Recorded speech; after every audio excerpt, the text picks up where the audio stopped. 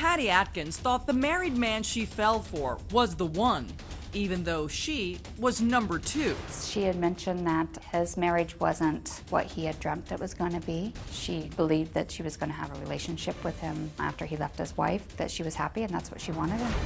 So when Patti revealed a clandestine plan to hide in his pickup truck so they could secretly leave work and get away for a week alone in a remote cabin, her sister MARCIA was skeptical. When you found that out, what's your opinion of this? If at that point he was supposed to be leaving his wife, why did she still need to hide? She told me how much she trusted him. She said to me he would never harm a hair on my head. When Patti didn't return in time to attend a family barbecue, her sisters feared the worst. What time was she supposed to arrive? They were supposed to get back late Saturday night, so I started calling her house late morning. Probably called 100 times, I think. Numerous times, left voicemails on her answering machine. The later it got, the more you called. Yes. So it's Sunday night. She hasn't arrived. Late afternoon, I think, is when I started calling his house. His house, the house where Patti's secret lover lived. He moonlighted as an auto mechanic. Posed myself as being a potential customer, and his wife had said he wasn't home. So did that make you think? Well, it made me think they just weren't back. The minutes turned into hours, and the hours turned into horrible thoughts for MARCIA. So she called again, and this time, he answered. So you finally get him on the phone? I did. I had spoke to him, and he basically denied knowing my sister. And he goes, Patti? Oh, Patti? Just like he didn't know who she was. Because I said, I've never met you, I've never spoken to you, but I'm Patti's sister, and I know you're supposed to go away. And he's like, I don't know what you're talking about. When I got off the phone, I called my brother, and I told him that she's dead.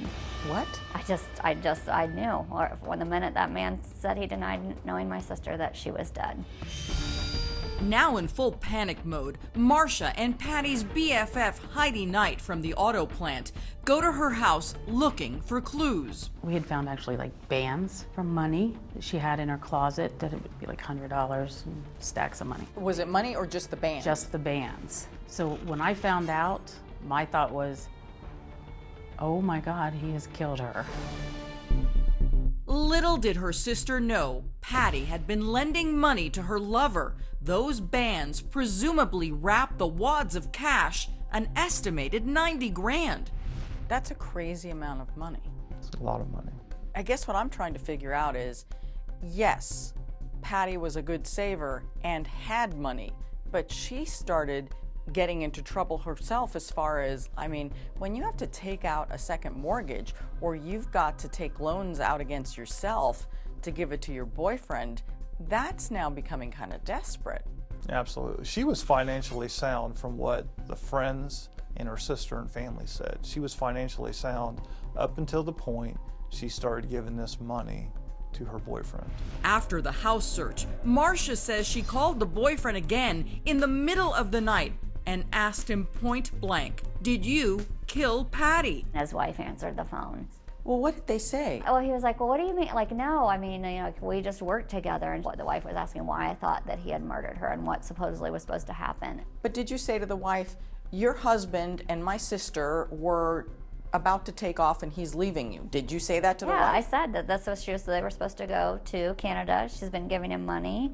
They're supposed, he's supposed to be buying out this business. But was she calm? Yeah, they were both calm. If you call me at 3 in the morning and I don't know what's going on and you tell me that my husband had a plan to run away with a coworker and that she's been giving him money and that he's leaving me, I'd be pretty upset.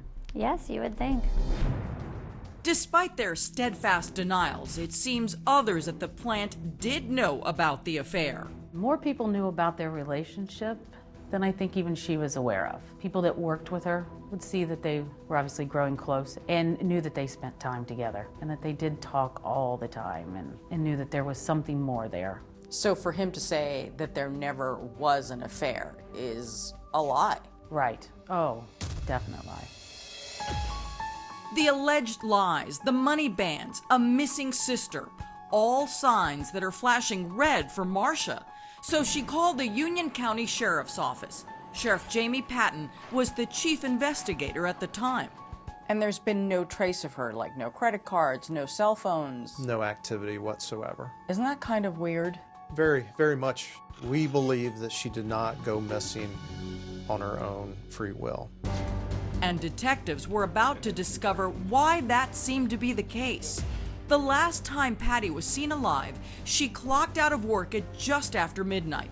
Detective Jeff Stiers tells me that when Patti climbed into the bed of the pickup truck, she left behind a huge clue. We don't even know if she left the parking lot. We assume she did. We found evidence in the back of the truck underneath the tonneau cover. That evidence that we found were her cat hairs from her cats. But her cats were not inside the truck, right? Her cats were not inside the truck. So how'd the cat hair get on there? Well, if you remember, prior to going to Honda that day, they took the animals to the kennel. The cat hairs would have been on Patti and on the bag that she took with her. And you know conclusively that those cat hairs belong to Patti's cat and Patti's cat only. The results from the lab state that, yes. You heard right. Cat DNA ties Patti to the boyfriend's truck bed. What else did you find in the vehicle? Did you find any blood evidence? The only thing that we're confirming to the public is that the cat hair was confirmed to be Patti's. The additional evidence that has been processed, we're not revealing any of the results of that at this point. But prosecutor David Phillips is. There was a small amount of blood. As far as evidence of a homicide, no. Will you tell us much more about the blood, whose blood it was? What does it indicate? At this point, we're not releasing that information. Is it an important part of the investigation? It's obviously a fact. So what's the bottom line? Who is the person of interest? We keep coming back to the fact that this individual's name keeps coming up that makes him a person of interest and someone we're very interested in. And to be clear, the person you are making a reference to as a person of interest is the man she called her boyfriend. Yes. What do you think happened to Patti? I think she was murdered. Coming up, the alleged motive. Could there be 90,000 reasons to kill? It's a question we hoped Patti's lover would answer. We want to talk to you about Patti. So this is the house where the person of interest lives, the person who we believe last saw Patti alive. We just saw him go into the garage, so I'm gonna knock and see what he has to say.